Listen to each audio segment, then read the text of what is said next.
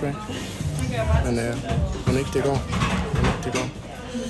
Velkommen til udfordring 2, hvor jeg altså skal prøve at bryde stigmaet ned om, at det er en unormal, og det ikke er særlig fedt at spise alene. Så jeg vil altså gå ud og spise en BMO helt alene.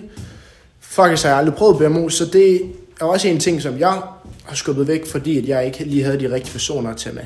Så følg med.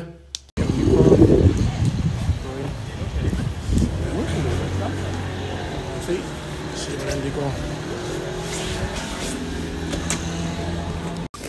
Nu er vi inde. Sætter mig ned. Se hvad det kan blive til. Jeg er lidt nervøs for det nu. Der er en del mennesker.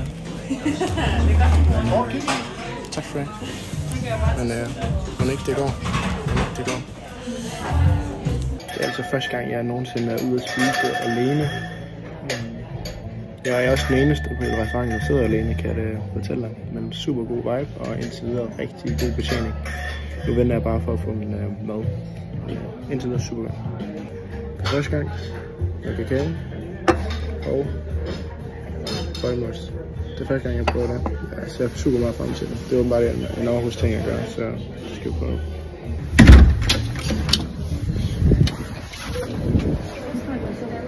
Skønt personale.